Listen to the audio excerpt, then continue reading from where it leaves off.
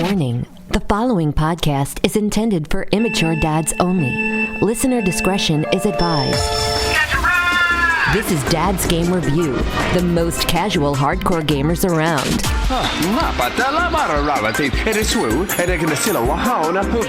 Reviews and news from every platform. We waste our time so you don't have to.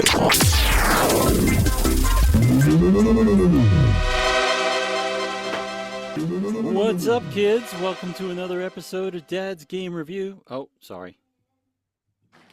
I normally have that set, to automatic. It's okay. I was clapping already. Yeah. Well, welcome to Dad's Game Review. I am Paul Squilacci, and I got my co-host here across from me. He's a lot like a tutorial level, helpful, but you kind of wish he'd shut up after 5 minutes. Gosh. That's the best one yet. Oh, that's amazing. I should shut up. I tell myself that on stream all the time when I'm just going off on my tangents. I need to shut up. But the people's like, no, we love it. You're just like the nonstop stream of consciousness. Just keep going, bro. Let it out. That's actually the best one you've done yet. Yeah, I should shut up. I don't need to talk so much. No, I just been writing a lot lately. Like, I just you know what? It's probably because I don't have school and I'm not sick of writing a paper a week. Right. And I just have the time to look up. What's going on, man? Okay, life update this week. So I mentioned the last couple of months I got a new job. My probation just finally ended. I love my new job, my new clinic. It's just me and one other therapist. We run the clinic together, and everybody's patients are loving us. We're getting reviews on Yelp and stuff about how good I'm doing. So I tried to find a little self-confidence here because they started me out below what my baseline was for finding a new job. Right. Big pay cut from the hospital comparatively, but so I got a report on my numbers, and I made them some freaking money. Like, I had 600 extra billings between $10 and $23 each in the last 2 months that I took over for the patients. And not only that, I increased their manual billing because I'm a hands-on therapist. I do a lot of manual work. I increased that by 25%. So I was feeling pretty good about myself. So my boss even encouraged me, and we wrote to the VP and the regional director and kind of said, check out what I've done. Here's your numbers, corporation. Give me some more money. So he responded today, and he's coming next week to discuss my wages. So kind of pumped. I'm not good about being confident in myself. I'm not really good at speaking up for myself. So for me to contact these big higher ups and believe in myself and be like, I deserve this, that's kind of a big step for me. Yeah, that's great. No, that's great to, it's not an easy thing to go in front of people and to just talk. I mean, that's the same. It's just the same as the anxiety that comedians get every show. My favorite comedian, Bill Burr, talks about it from time to time. He's like, I'm petrified. Every show, I'm petrified. He goes, it won't go away. But I do it, and apparently I'm good at it. So, he's like, I just do it. I was a stage performer for most of my life, and I'm used to the nerves of being on stage and stuff. But this is about as comfortable as I get being on stream now. Like, streaming has been such a good thing for me, speaking and having confidence in myself, and being able to interact and connect with people and stuff. Like, my confidence shot way up with streaming. Oh, so it's been awesome. That's great. So, well, what about you? You look frazzled. What was going on? I'm all sweaty and pissed because last week my wife and I are talking, and she's like, I need to buy the girls new beds. So I have 4 daughters, 3 of which live with me. The third one is one of the older ones, so she can fend for herself because she's 30. But the other ones are younger. They're like 16 and 15. So I want to buy the girls new beds. They're falling apart. We've owned them for 5 years, and they're IKEA. They're garbage. Yeah, it's garbage. Yeah, IKEA has a shelf life of about 5 years, I think. So basically, I'm like, fine, let's do it. So she buys them on Amazon, but they're not ready. They're out of stock, and they won't be here till obviously yesterday. So she left me a note, because Friday and Saturday is my day off. She left me a note. Can you please put together the girls' beds?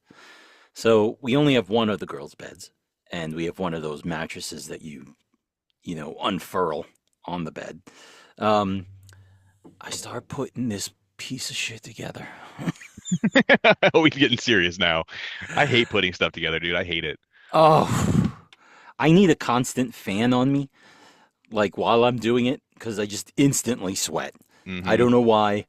I'm not that heavy anymore. I don't know why. I just sweat. Everything I do is like a That's sweat. how I was. I had hyperhidrosis is a thing. It's oversweating in certain areas on the body, like your face, your armpits, your Oh, neck. is that right? Yes, I had hyperhidrosis. I actually used to use a medication roll on for it to help my face not break out and sweat so bad and my armpits and stuff. So it's a Do nervous you, system disorder. do you still do it? Actually getting rid of alcohol and losing 125 pounds kind of made it better. Now it's hard for me to break a sweat on when I'm working out, but I used to Oh, literally just putting on my socks, I would be sweating and just being like dying. So yeah. Maybe if I just keep losing weight, yeah, you'll be good. this god awful medication from the pit of hell. So putting the Uh, bed together sucks. Yeah, I messaged him and he's just like, "Give me 10 minutes to not be angry." So we gave him 10 minutes and he made it. well, I was. Did you finish putting it together though? Yes, yes. And Oh, I was okay. just All like, right. Well, it one was like a down then. speed race. It was like, ding, A to B, 9 to 7, let's go. I got a podcast to record. And I kept pushing it back.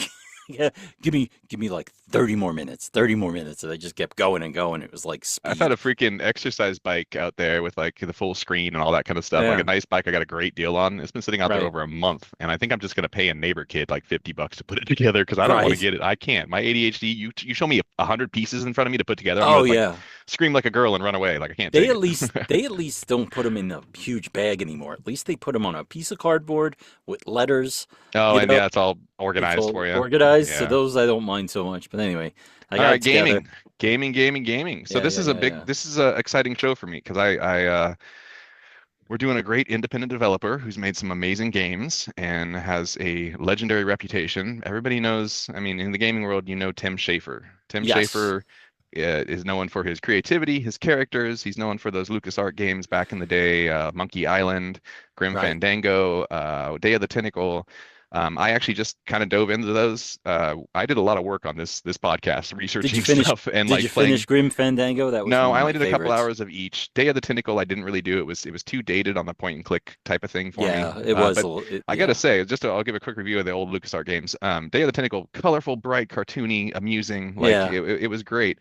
And then Grim Fandango, more of a polygonal thing. That one I played a few hours of, but I got soft locked on an area I couldn't seem to trigger or get past. But Grim Fandango was the Deadpool of its day. it's hilarious. It's Nobody heard. hilarious. Nobody really heard real humor in video games. I want to say until the Grim premise the Fandango. premise is that you live in the land of the dead, you're a grim reaper or whatever, but you're like a travel salesman because Yeah. you're Yeah. you're trying to Yeah. sell Yeah. the best packages to the dead people, and Right. if they've gone to hell but they still were a good person, like a nun or something like that Yeah. went to Yeah. hell, then they'll get the premium package. And so this Right. this Yeah. dude, Yeah. I can't remember his name, like he's competing with another guy who seems to sell all the platinum packages and he can't Right. sell nothing because you can't leave hell unless you sell your travel packages. Like I loved it. The Right. premise for that is just so ridiculous. It was so funny for its time, and I mean I played it again later, like I think a couple of years ago. I think I just popped it in just to play it, and I was like, oh yeah, that was funny. I remember that, And because he wants to get back to the living world, but he can't unless right. somebody invites him or something. So he He's got to starts to sell do enough premium packages to pay off his yeah. debt. Yeah. So But yeah, and then the other one I played was I did a little bit of a return to Monkey Island, but I found out later after I was playing that Tim Schafer and Double Fine has nothing to do with it. That was a complete spinoff from another company. But oh I was okay, liking the whole Monkey Island atmosphere and stuff. I'm gonna try and find the other games. There's Monkey Island 1 and 2, but yeah, yeah, yeah, so I kind of researched a little bit, played a few of those other games. They were great. But Double Fine, their first two game releases were Psychonauts and Brutal Legend. And one was on PS2, one was on 360 and PS3. right, right, Psychonauts is one of those cult classic hits. It yeah, had critical acclaim. Just so critics loved this game, loved the it back in first the one, PS2. Yeah, the first one. yeah, yeah, And but then it sold like crap. And then the same thing happened with kind of Brutal Legend. Critical acclaim sold like crap. And so their first two games were actually considered flops, despite being, this great company. right, yeah, So what recently PS Plus just added Psychonauts 2 to the right.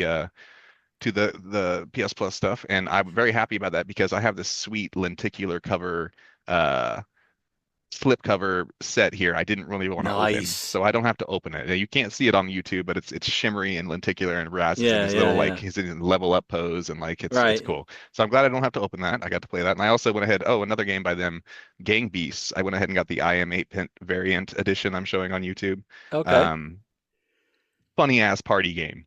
Get three Yeah. friends, go freaking wrestle with each other. Like it's hilarious. So I watched some streamers play that. So it's like Smash Brothers. Kind of like in an arena, a bunch of little blob characters fighting each other. Yeah, it's Oh, great. nice. So Nice. But Psychonauts 2, that's what we ended up playing. Psychonauts 2 is a 2021 platform game developed by Double Fine and published by Xbox Game Studios. The game was announced at the Game Awards 2015 ceremony and released August 25th, 2021 for PlayStation 4. Yada, yada, yada. Xbox Series X and S on May 24th in 2022. And Linux. Whatever. That we played. So Double Fine is an independent producer, and what they did to make Psychonauts 2, like I said, the commercially flopping, but always critical reviews on their stuff. Right. So they actually did a lot of Kickstarter stuff, so private crowdfunding and stuff to make these games. And Psychonauts 2 itself, $3 million was raised to go towards making the game, just from fans of the company and Kickstarter campaign. So Right. Oh, that's how it got made. Okay, so where do we begin? Okay, so you had no experience with Psychonauts 1, right? No, I didn't. I mean, I knew Psychonauts. I just never really played the first one. It didn't appeal to me at the time. But then again, most games didn't appeal to me because I wasn't like fully forged. Like I was just going on the advice of other people, and it never came across my radar. So I just never played it. Scoot to the left just a little bit. Your mic's cutting off your face. Scoot to there you go. Say like that. It keeps cutting off half your face. Yeah, I'm trying to talk more into the mic. Oh, you're good. If you stay right there, I can hear you perfect. Just don't lean into it too much. Yeah, but when I try to whatever. It's good. In post I sound like muffled or garbage. Anyway, so I never really played it. My first impression of this, that it was silly, right? It is.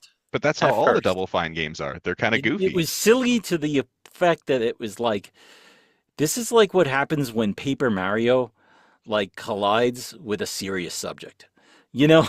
Well, that's what I thought was so cool about the first one. I loved the first one. I even tried to 100% it back in the day. Like I was that cult fan favorite of the Psychonauts first game. Yeah. And the thing is, I haven't played it in 20 years. So when they're introducing the characters again and like they're doing all this backstory and stuff, I'm like totally lost on it. So I admit the first couple hours were a little slow getting back into the story and stuff, but then it still had its Psychonauts charm as soon as you started exploring into the story. It was to me, it was like the game.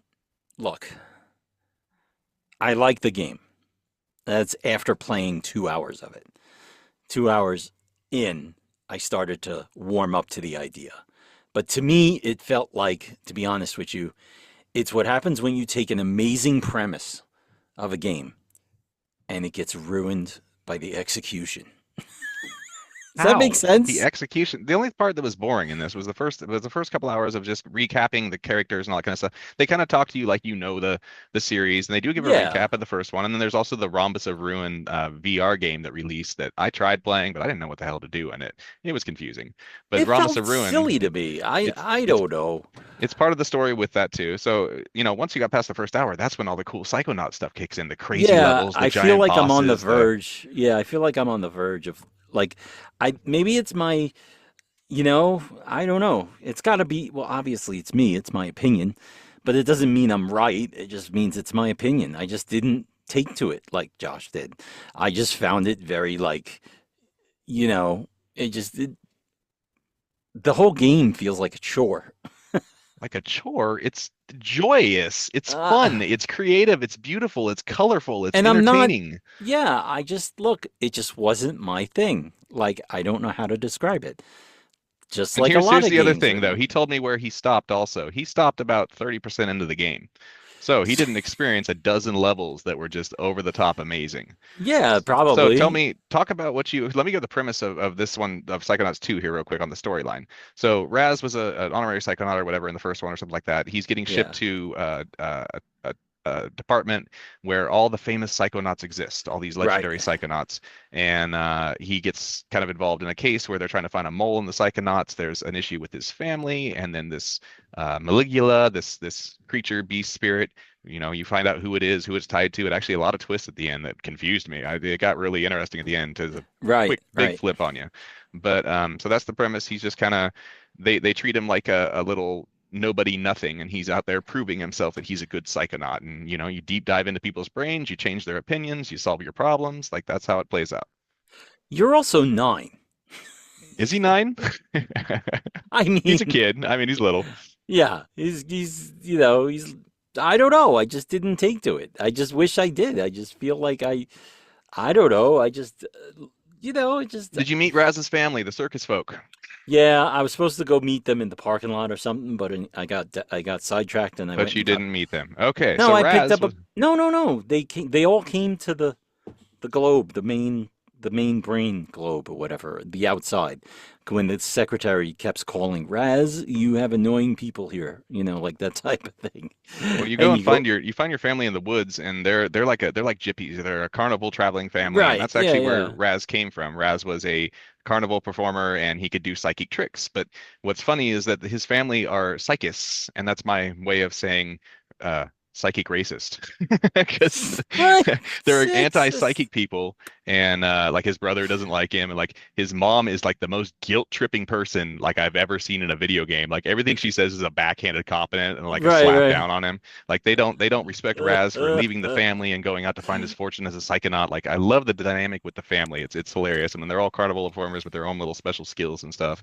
And Grandma plays a huge role in it because Grandma has ties to Maligula and the whole big overarching story. So Grandma's a really cool character too. Oh, tell me the levels you played that you remember. So I remember the first beginning of it being very confusing, and it just was daunting. And it was like, ugh, like when I first got the computer, and I was like, "There's power-ups for this shit," and I just, Christ, I just was like exhausted. I just was like, but I was like, you know what? I can't be that guy. I can't be the guy that plays 10 minutes and just goes, "This is garbage." But you are that guy. No, I'm not. I don't play 10 minutes. Sheesh. So I just kept playing and playing, and I warmed up to it, slightly. And I was like, okay, this is cool. It's something to do. That's really what it felt like. It just felt like something to do. And I don't know. It wasn't me. I mean, it just was confusing. At one point, they're like, oh, you need to go see Truman. Who the hell is Truman? They don't explain the characters. They just kind of, you get lost in things, and you're just like, okay, so what do I got to do? Like, the game didn't really explain much in the book. It just said, go find Truman. Well, if you pay attention, there's a lot of characters to learn. There's Lily, who's Raz's crush. There's Mila, who's like a hippie chick butterfly. There's Lobato, who's a mad scientist. There's Truman, who's Lily's dad, who's the Grand Master. There's Augustus, who's Raz's dad. Like, I have a whole list of characters here that are all interesting characters. They all have their own personality and opinions, and you learn the character list. So the first... They start you out with Lobato, who I believe he was the bad guy in the first one. I can't remember. And that first whole level is all teeth. It's all dental shit and weird teeth in mouth stuff. Every single level. The dialogue is funny. The dialogue is funny. It's spot on to Double Fine stuff. Look, I just didn't like it. I don't know what to say. But do you have any commentary on the levels that you played? They're all different and creative. What did you experience? I experienced a game of confusion. That's what I experienced. All right. It took me a good 30 minutes before I realized I had a book I can look in. And then after that, I just followed the book. It told you precisely where to go, but not exactly. I didn't find the map until last Thursday. And then and then updating stuff was like I classed out. I went 100% on everything I was when I last spoke to you. I made a mistake on the whole upgrade stuff too. I didn't realize I had to buy my own gym upgrades to be able to hold more. So when I got to the end of the game, I had almost no upgrades because I didn't realize till 60% through the game that I could carry more gyms if I just bought more pouches, and because I didn't scroll down to see it. So I didn't get a lot of the upgrades, and there's quite a few things that you can do. So let's talk about the special moves. What special moves did you get? So what are the special moves? You can get levitation. You get clairvoyance. You can. Oh yeah, that was the thing that frustrated me the most. Was when I was in the mailroom and they're like, "Oh, sort the mail." What the hell am I doing? What the hell am I doing? The mail chute. Yeah, but there was no real I didn't know I could pick things up. I didn't know I had that Yeah, you have to play a lot of discovery with your skills on what you can do. And there's Yeah. quite a few times where I didn't know what to interact with, but I figured it out. You just play with the different skills and what you can do. Because like clairvoyance, you can possess people and you see through their eyes, and it shows you a funny little image of yourself running around in the front of the person that you're possessed, and you look like a little rat or a little demon creature, or a little. It's amusing when you possess people. Yeah, and I just didn't like that. I just didn't like that I couldn't. I just didn't like that you couldn't fit all your special moves in a button. You have 4 top buttons that you use for each of your special moves. So you can program 4 of the moves at once, and then you just use the directional pad to quick switch anything. So there's pyrokinesis, you can levitate stuff or throw stuff. There's shooting, there's the levitation ball roller. That's you don't have a run button, so you roll it all around on a ball like a carnival person. Yeah. There's slowing time. There's and then at the end, the final one you get, actually you mentioned Paper Mario. It's kind of funny. You actually get a Paper Mario little Raz. You get a second character you can clone and send him through bars and to pull switches and stuff like that too. So Right. there's an assortment. I think there's like eight abilities that you do end up getting. So it's completely varied, and you solve the puzzles and you beat the bosses with these different abilities. And the bosses are all like, I don't know what bosses you've done or if you did one, but they're all way over the top. They're just I did the first year teacher who got addicted to gambling, and you had to defeat her because she turned into this huge octopus. But how did you do it? Now this is the creative way. How did you go about beating her gambling addiction? I blew her up. No, there's bombs. thought bubbles. You end up connecting, so you see her thoughts, and you end up using mental connection powers to change her opinions on things, to be able to change her to help defeat her gambling addiction. So you're connecting, you're reprogramming her thoughts by attaching lines to different things to reprogram how she feels about things to beat the level. And I love that. There's another level where there's a cooking show. That's probably my favorite level of the whole thing. And did you go to that? I beat the game. Sorry. Okay. The cooking show. Because you said you were trying to finish it still when I was talking. No. I beat it last night. Oh, I forgot to send you credits. I was going to point and laugh and send you the credits where I took a picture. No, the cooking show is amazing. So here's the story about the cooking show. Glad you're thinking about me. Okay. There's I talked about, Double Fine being a real big independent promoter, a true indie company. Right. They do this cool thing every year. It's called, or not, I'm not sure if they're still doing it, once or twice a year, but they do something called Amnesia Fortnight. Okay. Fortnight meaning 2 weeks, and everybody in the company ends up stopping all their products, whatever they're working on, they completely quit for 2 weeks. Right. And they have this meeting, this convention type thing, and they throw out ideas, like rapid association ideas, and then they split into small teams, and they basically try and develop their idea into a gameplay mechanic. Right. And so then these gameplay mechanics are kind of open source to indie developers that want to use them in their games and stuff. And so the cooking section in Psychonauts 2 came from one of their 2-week Amnesia Fortnight things. It was something somebody had created and they threw it in, and it's brilliant. You have to, your audience is a bunch of vegetables and meats and stuff like that. You end up dicing, slicing, boiling, cooking, flipping, freaking, it's fantastic. And I just love how it played out, and that just shows the type of creativity in it. And then there's the one you were doing, the psychedelic level. Like, what did you think about that? I thought that was amazing too. I didn't get too far into it. Like, they were like, I have to go into the white ball that he kept referencing. He was like, the white ball, I got to go into your head, because when you first get the brain and you put it in the mail clerk who keeps stamping his head with stamps, he goes crazy because he's like, there's colors everywhere. It's like he took acid or something. And you're trying to reunite a psychedelic band, and they're fantastic. They're like different body parts. There's an eye, there's an ear, there's a nose, there's like, they all play different instruments, and you have to go out into this psychedelic world of color, which is just beautiful and fun. And you have to reunite the band for a performance. And it's just another creative, off the wall, crazy and thing. The characters were creative too. I mean, what's his name? The head. What's his name? Sasha. Mm-hmm. He reminded me, and tell me if I don't know how far back you go with Saturday Night Live, but I watched it since the 80s or 90s. Okay, so you remember Sprockets? Kinda. Do you remember Dieter? Oh yeah. So I think. Hold on one second. Let me see. I think I got a clip here. Oh God, he's got a sound effect. Yeah, I picked out a clip because. Oh, you picked out a clip. He was ready to reference this. Here he goes. You missed it because you're talking too much. Sorry. But everybody heard it. I think everybody heard it.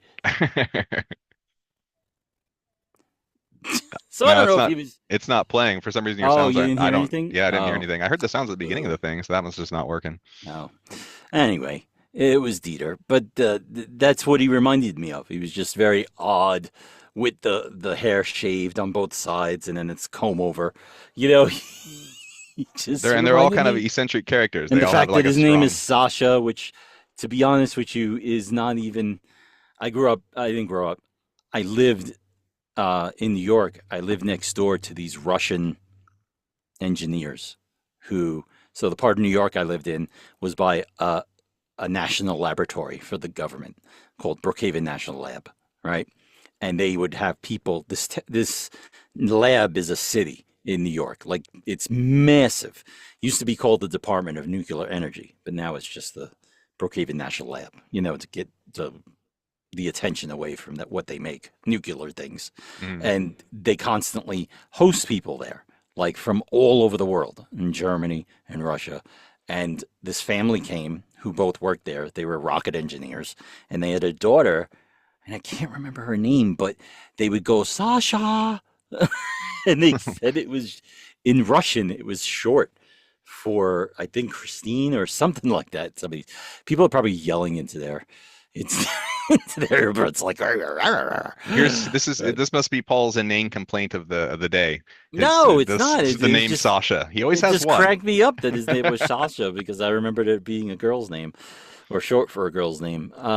Anyway, but Sasha was interesting. I loved the characters. Like even the dentist was great. You know, he was just like, he was weird, just like the rest of the game. And you, Raz, with your Hey Arnold head. And just, Well, then it gets a little crazy at the end. Everything starts coming together. You do I had one level that pissed me off. I was almost ready to quit the game. I even texted you and I was like, I don't know that I'm gonna beat this. There's this level where you have to climb this honey hill, okay, and it's like littered with honey everywhere, and you have to roll right. up it on your ball. And at the same time, you're passing these beehives where within split seconds, if you accidentally get knocked off your ball or you touch the honey, the bees are on you and kill you. Oh, wow. I must have done 50 retries trying to get up this hill, and it seemed like nearly impossible. I was like split second screw ups and like pressing retry over and over and getting more and more angry. And then so I quit and I come back to it after doing 50 tries the night before, and I realized there's a bee smoker hanging from a tree next to me. And that's all I really had to do, and I make it up on my first try. There's a couple of parts in the game where you get stuck, and it would have been nice to have a return to checkpoint feature. Because they did. You can leave the brain at any time in the start menu. They actually teach you about that if you're stuck in a brain, you can leave it at any time. It's not that you're stuck. Like there's like this part where I like missed, where I missed like a trapeze handlebar thing, and I fell down, and I was stuck on this small piece of earth between this cliff, earth, and water. If you touch the water, there was this tentacle thing that bit you, but I couldn't get around it. Like I was stuck in this spot. It was almost like it's not a glitch. It just, I was stuck there. Like I couldn't jump up the cliff. It was too high. I was just down on this little patch of land. And I just was like, how do I get out of this? There was another part in the beginning where when you go to the campgrounds and there's like a fire that you have to light in the middle or it's lit already and you have to grab the torch that looks like a tree, and I picked it up and I accidentally threw it and it bounced off of something and it was gone. There was no finding it. It was gone. I don't know if it like was a glitch and it went over the fence that you can't get through, but I had to, but I discovered I was like, okay, if I go return to main menu, it'll start me wherever it says it last saved it. So I don't know. I didn't have anything that stumped me. I was confused on what to do on a few parts, but there was no weird glitchy stuff or anything.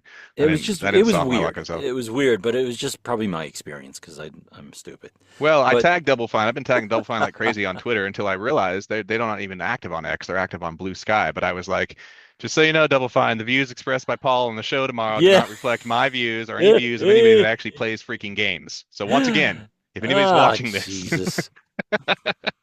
I loved it. I thought it was fantastic. It ran on too long. I took 21 hours to beat it. And at first I was really going for 100%. That's too much time for me. The collectibles are crazy in this. They're crazy. You're trying to find like 250 neons per per level. There's the bag and tags that you find. You find tags for bags. There's Yeah. all the collectible gems and all that kind of stuff. There's so much to collect that I gave up on the 100% stuff. But still, 21 hours to beat it for a platformer. That is a huge action adventure game. That's not some little Pac-Man world platformer. Yeah. But, so I think it's fantastic. I love Double Fine. I love doing all this research and all this gameplay and stuff. Like I really support indie companies that are creative and unique. And you do not do anything twice in Psychonauts. Every single level is different with different gameplay mechanics, and that's what I respect. Yeah. No, it just wasn't my we're thing. done. We've heard you say you hate it all enough times. I'm not gonna say I hate it. I didn't hate it. I don't hate any game really. I just don't like some games are just not my thing. I know. I'm just messing with you. It's all his opinion. I respect the company a lot, so I just want to kind of tell him how much I love him. That's all. That is all.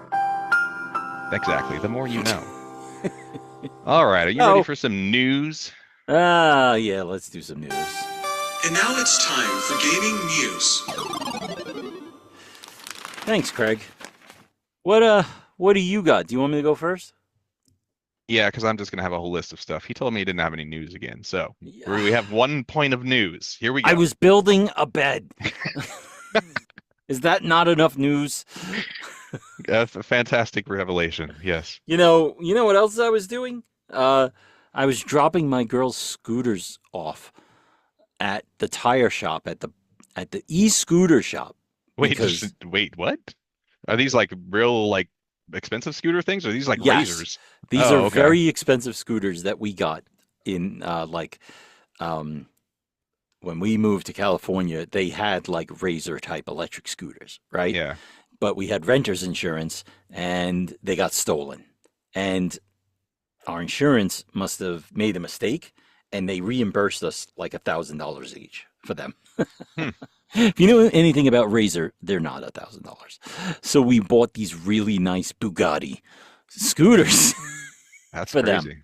Them. But what happens is that that brand needs tiny special tools and tiny special tire removers. You can't get those tires off if they go flat. You have to bring it to a guy. And that's an e-scooter guy, because I tried going to a bike shop. And the bike shop was like, yeah, we can't get this off. And so... But my daughters, I don't care. Say what you want about boys being roughhouses and on equipment and stuff like that. This is the 5th time I am getting these tires.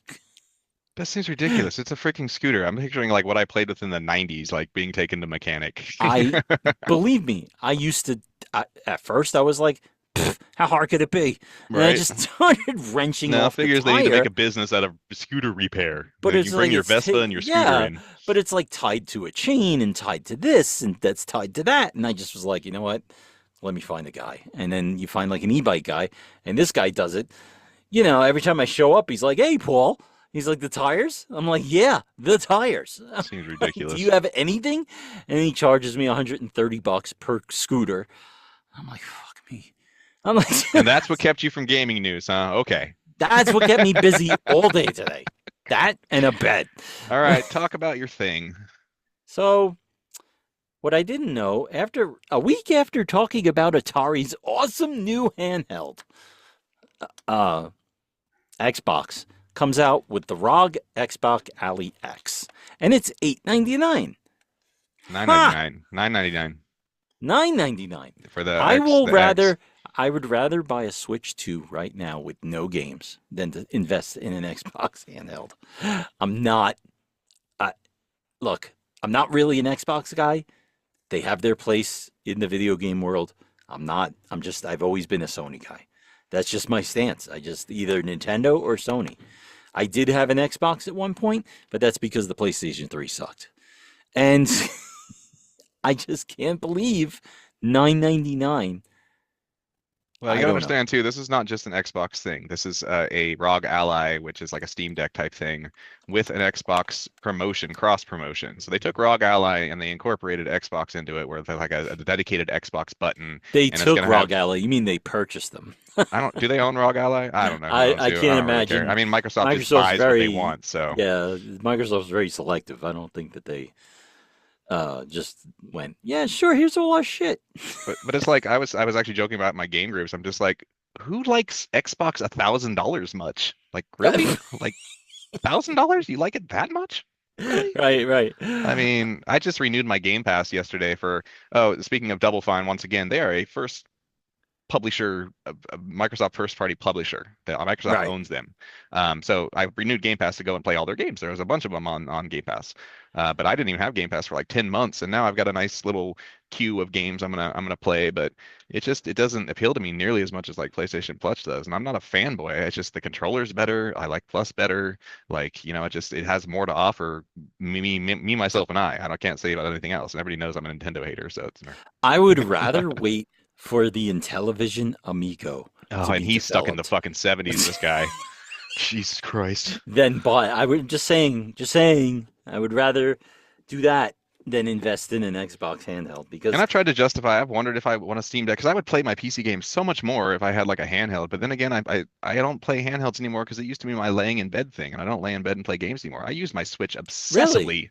For 5 years, I used my Switch nearly every night in bed. So, as a Nintendo hater, that's just because the Switch 2 came out. I hated everything about it. But I You know love what I my heard? Switch I for heard indie that games. Mario Kart World is pretty awesome. Yeah, you know what just came out? Well, you know what's What? better? Sonic Cross Worlds Racing. Yeah, I'll have that tomorrow. Oh wow! Just On came out. I have a whole list of new PS5? releases. Yes, Sonic Cross Worlds Racing. The Sonic Racing has always been better than Mario Kart in my opinion. I've played every single one of them, and I had Really, so much though? fun playing team Is racing it with my though? nephew. It is. It 100%. I'm not even a Sega guy. Nickelodeon Kart Racer is better than Mario Kart. Oh, stop! I said it. I almost Stop! tried. I tried to platinum too, and I love 3 playing with friends. That's just my opinion. It doesn't matter. Not to the 100 people that listen. No, I 100? guess not. You are way overshooting it. Yeah, all right, fine, 7. All right, yeah, but 7 to 12, yeah. Although I got to say, okay, props to us. I promoted the fuck out of it. But our last episode with John coming on, the 3 of us working together, I thought that was a fantastic episode. It also was our most viewed video podcast by far. Oh. I was promoting it. I think we ended up with 72 views on the video podcast, but normally we get 8 to 15 or something like that. We do much better on the audios, but the video is something I newly introduced, and that was our most viewed yet. So hoping to roll with that kind of momentum. Well, here's the thing I asked you about before. Take a pause in between my Xbox news. I want to invite the original host for Dad's Game Review. I want to do like a ghost of Dad's Game Review past, Yeah, I don't know this guy. The one I worked with John a couple of times, but I don't know his other friend. It was just the guy in New York that I started the podcast with, and when I first started it, it was like literally once every 3 months, and it was just me and him bullshitting, and it was just horrible. And it was no fault of our own. I never podcasted before. I only listened to them, so I just started this Dad's Game Review, and it wasn't until I moved to California that John knew all the buttons to click and to make it more popular. So and now I'm producing the episodes. Yeah, you're the on-air talent. Yeah, I'm the producer. So I just reached out to him and I was like, "Hey, you want to do an episode? I'm gonna do like a ghost of Dad's Game Review. Maybe we should do that for one. Maybe he'll play the thing. game. Maybe he'll play the game in its entirety. He's That'd a be huge awesome. Nintendo guy. Oh no, we're gonna fight on air. Okay, I'll get a couple cheap shots on Nintendo in. Yeah. So that's maybe for one of our Halloween ones. Maybe if I do whatever. I don't know. Have you ever heard? All right, let me finish this news first because I'm totally ADDing out. The new price of Xbox Series X in addition is $649.99, effective October 3rd. This is a $50 increase, if anybody wants to know, from the previous price of $599. Why? Well, this is because they have to follow with everybody else. It's the tariff issue this is why I bought my PS5 Pro before Trump took office and all this kind of stuff. Tariffs are affecting price of chips. Price of everything's going up. Taiwan's being tariffed 25%, so that means all our computer chips coming out of there are coming with higher prices. So anything electronic is going to be costing higher. So PlayStation already did it. Switch already did it. Switch was first to do it. And let me ask you a question. Xbox had to do it. Let me ask you a question. If I texted you tomorrow and said, "Hey, Josh, I need $50," what would be your response? I got you, bro. Why? No, but you would be like, "Are you okay? Were you kidnapped?" Like, it's just $50. I'd help you out. It's such but a no, minimal Like, it's such a weird minimal amount, and It's like, not minimal though in this pricing. tariffs. Okay, what is like $50? $50? What is $50 on 500? That's a 10% increase. Okay, that's like or 550 or whatever. That's a substantial increase. And the thing is, Xbox is already third, a distant third in console sales, and they can't sell crap in Japan. So do you think people that don't already have an Xbox by now are going to want to pay higher prices? It's not going to sell. It's going to. Costco dropped it. Costco and other stores no longer even are going to even carry it because they're like, nobody's going to buy this crap. They literally a couple days ago it was announced it's not going to be carried anymore in a couple stores. So, they really shot themselves in the foot. But the thing is, they seem like they've already moved on. Like they're going to promote the hell out of this handheld, and they've already moved on to their, Windows-based next Xbox box, Steam integration thing that they're working on. They seem like they've given up on the Series X. It's kind of not been great. It just seems silly. It just seems like a silly amount. Yeah. Blame tariffs on $150, or 200. Not 10% is enough of a markup. Think about the percentage, not the number. Think about the percentage. If stuff went up 10%, and everything else is going up too, it's a problem. All right, so what do I got here? So we got a ton of new releases. So one of the first ones, because we can talk about Randy Pitchford again, Borderlands 4 creator, Borderlands a-hole, yeah. So his game releases. Just like all these other games being released, the game comes out broken. It's got horrible ratings on PC because it's so buggy and so broken, and everybody's complaining about it. People are getting refunds on it, but at the same time, and on console, I hear people are enjoying it and stuff like that too. But Randy, Mr. PR, public relations expert, with everybody complaining, he comes out and he makes a statement. And he says, "You know what? You code it again. You code it then. Make your own engine. You show us how it's done. We'll be your customer. You clearly, the people doing it now are just dumb. The world's greatest hardware and tech companies don't know what they're doing." So he comes out and talks crap to the gamers, and then he starts blaming. He says it's your computer's fault. I can't run my game, and he tells them, "You know what? Get a refund. It's your computer's fault. Get a refund from Steam. Then I don't care." And then he says that Then he finishes with another tweet. He's doing this over a period of a week, just talking crap to gamers, and then he goes and says your expectations are too high for game releases. That's how he finishes it. What's funny is that his responses reminded me of Steve Jobs when the iPhone came out and it was thin, like not the 1 or the 2, but when it got up to like 4 and 5 and it was thin and people were sitting on it because they put it in their back pocket. I don't know why people put it in their back pockets. And then his responses were always like, "Who's putting their $1,000 phone in their back pocket?" That's what I'm saying. I see girls do that all the time. Don't you sit your ass on it and break your phone? Like, come on. Like, he's like, that's just it. Like, I know an asshole, but I mean, geez. This is the company owner, and you're trashing the people that play your games. And then his final statement is Borderlands 4 is only for premium gamers. So, what your the computer's hell does not that good even enough. mean? I don't even know. He's just a dick. He is such a, like, anybody that knows him and knows about him and knows his history, you say Randy Pitchford, and they're like, "Oh, that asshole." All right. He's almost as hated as, what's his name? Who's the guy, the video game guy that cheats his way to the top? Billy, whatever his face. Billy, yeah, there you go. I thought I'm leaning more towards hating the Borderlands guy. That's what right there. Wow. All right, so I brought up a couple months ago, there was the Stop Killing Games initiative. This would require multiplayer games to have offline modes where you can still play the game after the servers are shut down. So I was worried because the US got involved in this. TikTok started promoting all this kind of stuff. A lot of signatures were coming in. They passed the 1.5 million mark on signatures. They were worried that only European signatures were going to be counted. So it was great. It got all its support and got its recognition, but it was only European signatures. And it passed. 97% of the signatures were valid.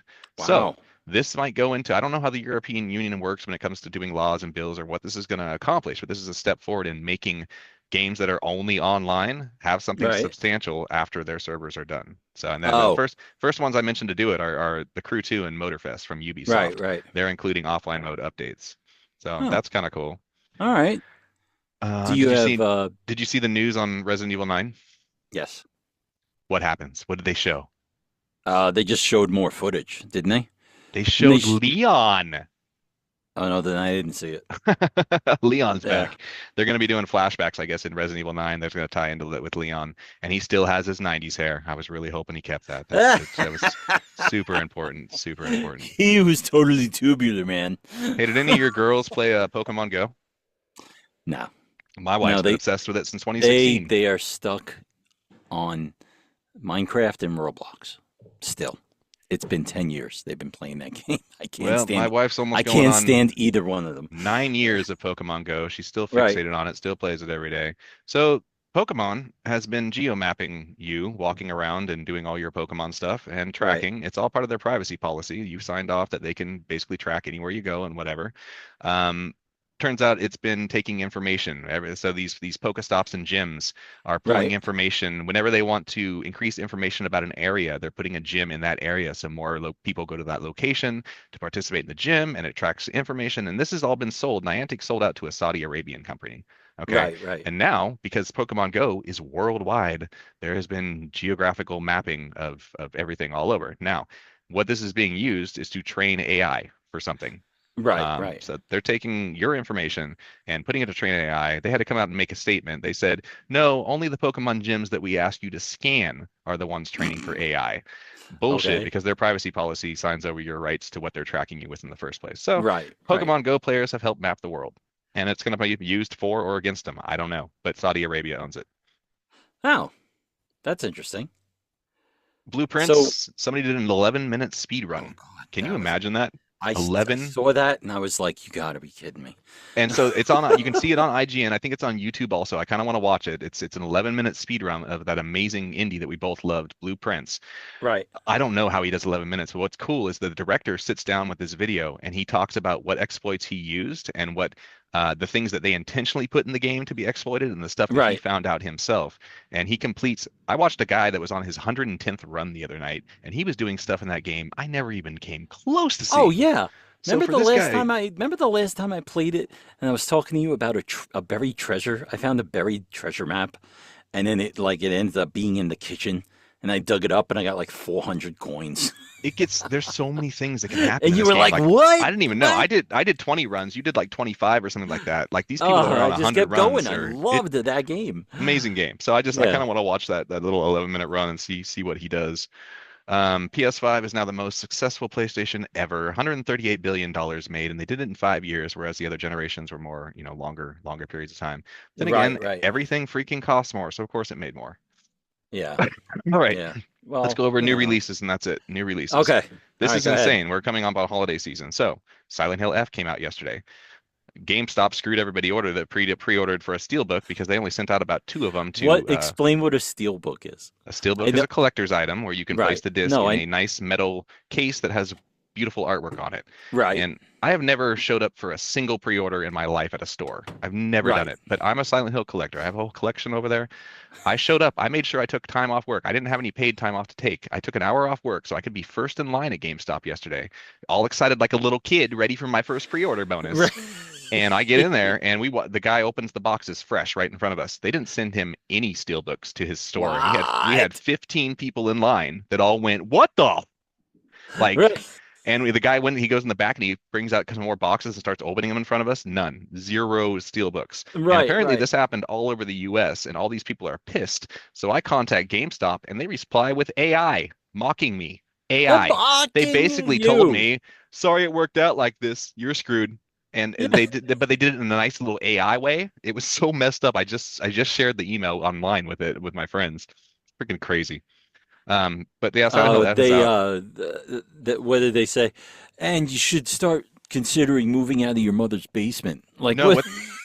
they took what I wrote them in my email and they regurgitated it and reworded it like an AI being all positive and cheery about it. Was creepy. Yeah. I'll show it to you. It was weird. Pfft. But Silent Hill F is out, and we're going to do that in our next 2 podcasts. I'm not sure which one yet, whether we do it on the 17th or we do it on the 31st of October, but we're both playing Silent Hill F. We both love the series. We're going to see how it goes. Yeah. Reviews are great Because on it. the next one's supposed to be October 10th. Or 17th, Little Nightmares. okay, so we're skipping the 10th. Yeah, we're probably going to do it. Well, no, what I was going to say, well, I'll talk about it in a minute. We'll just do the good games real quick. Chronos came out. If you like Dead Space, if you liked Resident Evil, Chronos looks amazing. It's from the people that made Silent Hill 2 Remake, Bloober. Bloober got a great reputation with that game release. Now they Okay. made Chronos. I just got it in the mail. I'm going to give it a shot. Dying Light has a new sequel, The Beast. Little Nightmares 3 is coming up. Pac-Man World 2. Ghost of Yotai. Sonic Racing. Remake of Painkiller. Battlefield 6. Trails in the Sky Remake. Katamari and Hades 2. There's a lot of freaking games right now. But here's the thing, though. Our next episode. All right, we could discuss this offline, but Next week's the 3rd, and then the week after that is the 10th, and that's when we're supposed to record. So I right, don't know. but here's the problem. We were trying to pick games for October, and Little Nightmares 3 doesn't release until the 10th. So that was going to give us 1 week to play it and review it. Right. Or so we'll just go 3 weeks until the 17th. That, or I was going to say, you mentioned Monument Valley. We could just do a short episode just on indie games, because I've played quite a few lately, and I could try a Monument Valley game, and you could play that too. We could talk about that if you want to do a short episode on the 10th. Yeah. Because that'll give me a little indie to play. And I played so many, I had so many bonus games I was going to talk about the last few episodes, but we never had time to discuss them. So I'll take my bonus indie games. We'll do a 10th discussion about that, and then we'll do Little Nightmares for the 17th, and then Silent Hill on the 31st. Sounds good. Yeah. All right, guys. Because I already got Silent Hill. Because it I just picked downloaded, it up. because I pre-ordered it, and you get it on the 22nd. I believe I got it. I got. Oh, you did it digitally, huh? Yeah, you got it 2 days early. Plus, you got these little outfits and all that. Which kind I of didn't stuff. touch it. Well, we can start now because we got 3 weeks. Or no, it's not gonna be till the end of we can wait October. a little bit. Yeah, end of October. So give yourself some time. I'm gonna be playing it for my whoever wants to hang out with me on stream. I start for October every year. This is my 3rd year of doing it. The Halloween Scream streams. I do horror the entire freaking month. I am such an anxious wreck by the end of October because I do 4 streams a week. 4 streams a week for like 3 hours a time. All the horror games. And it's just nonstop horror. I played like 5 different horror games last year. I've got probably 5 or 6 set aside to do. Silent Hill is going to be one of them. I'm going to do the Mask of the Lunar Eclipse by Fatal Frame. Right. I've got Choo Choo Charles. I've got a few other things. Like I have a whole list. I get so excited for Halloween time. So hang out with me on streams. Gosh Josh Games with a Z on Twitch and TikTok. Gosh Josh Games with an S on all social media. And we talked about Double Fine. I love the game. You were mediocre about it, but you got to admit it's a cool company, a cool creative company, right? Yeah. No, it was great because I'm a fan of their previous work. I'm a fan of the creator you mentioned. So like Grim Fandango, everything that they, in the past. So it brings back a lot of nostalgia. So I was fine with it, but then playing it, it just didn't really appeal to me. So I forgot to even mention the reason we did this. It's their What's 25th his name again? Travis? 25th. No, Tim Schafer or Tim Schafer. Tim Schafer. The reason we even did this episode, which I should have mentioned at the top, is that it's their 25th anniversary of creating the company in the year 2000 in San Francisco. So they released a huge collector's edition. It's sold out completely. Oh. Limited Run Games came out with this $250 collector's edition. It has a release of a bunch of their stuff. It has when they do their Amnesia Fortnite stuff, they record it. They have a documentary crew there making it for 2 weeks. So there's multiple episodes of the Amnesia Fortnite you can play. There's all their stuff that got released and made from that, plus all their own games. So it's a huge collector's edition. But like I said, it's sold out. But that's why we were promoting this 25th anniversary of Double Fine, a great studio. Yeah. Oh, okay. All right, great. So we'll see you in maybe Couple 2 weeks. weeks, maybe 3 weeks. Indie special. Yeah. Yeah, the indie special. You didn't play any bonus games, right? Oh, I'll just save them for the indie special. I'm always playing something. All right, scratch that out. All All right. Thanks, guys. Remember, you can find us at Dad's Game Review as always. And that's it. Have a great day, okay?